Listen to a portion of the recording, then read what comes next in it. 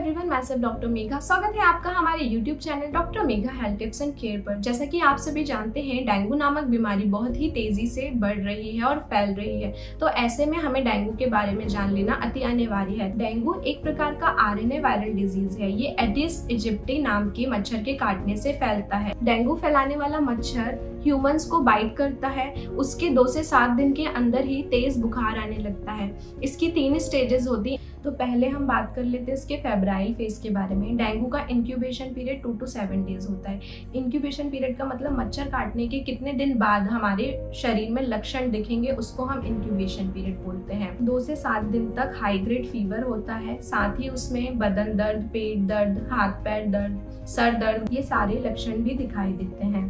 Dengue के दौरान बहुत तेजी से प्लेटलेट काउंट घटने लग जाता है। तो बेसिकली 2 टेस्ट हैं। एक है सीबीसी का मतलब होता है कंप्लीट ब्लड टेस्ट, जिसमें हमें पता चलता है कि हमारी आरबीसी, डब्ल्यूबीसी और प्लेटलेट्स, ये हमारे ब्लड के सेल्स होते हैं।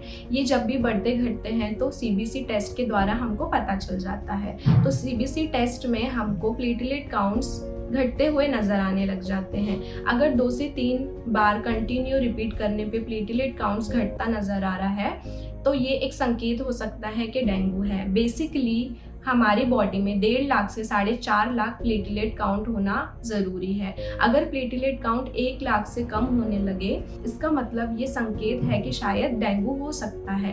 तो डेंगू एंटीजन टेस्ट एक कंफर्मेटरी टेस्ट है, जिससे हमें पता चलता है कि हाँ, इसे डेंगू ही हुआ है।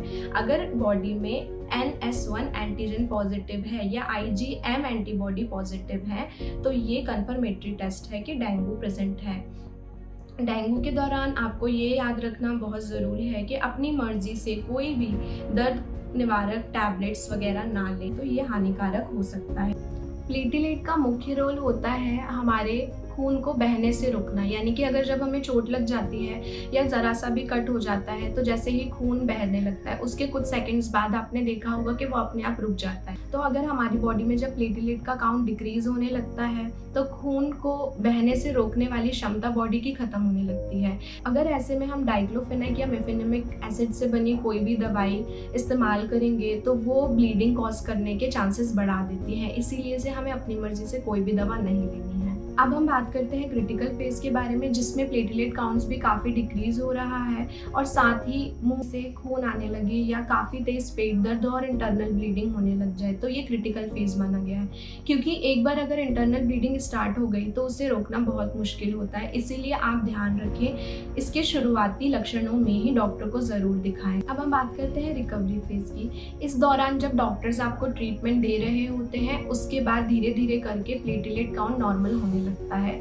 अगर प्लेटलेट काउंट लगातार घटता जा रहा है तो ऐसे सिचुएशंस में पेशेंट को खून चढ़ाने की आवश्यकता पड़ सकती है। अगर आप डेंगू पॉजिटिव हैं, आपकी IgM एंटीबॉडीज भी पॉजिटिव शो हो रही हैं, साथ में अगर आपका प्लेटलेट काउंट 1 लाख से कम नहीं है, 1 लाख के ऊपर ही है, तो ऐसी स्थिति में एडमिट होने की ज़रूरत नहीं है। लेकिन आप डॉक्टर से ज़रूर सलाह लें और उनके द्वारा प्रिस्क्राइब की गई दवा को ही लें। डेंगू में क्या क्या ले सकते हैं? पपीता खाएं, पपीतों के पत्तों का बना रस पिए, कीवी खाएं और 2 से 3 लीटर पानी पिए। साथ ही कोई भी फ्रूट जूस आप ले सकते हैं। चलिए बात करते हैं इसके रोकथाम के उपाय के बारे में। पहली चीज, घर के आसपास कचरा ना फैलाएं, मच्छरों को इकट्ठा ना हो, घर में भरे बर्तनों को ढक कर रखें। कूलरों में 2 से 3 दिन तक पानी अगर भर के रखते हैं तो उसको चेंज करते रहें। कंटिन्यू पानी भरा ना रहने दें।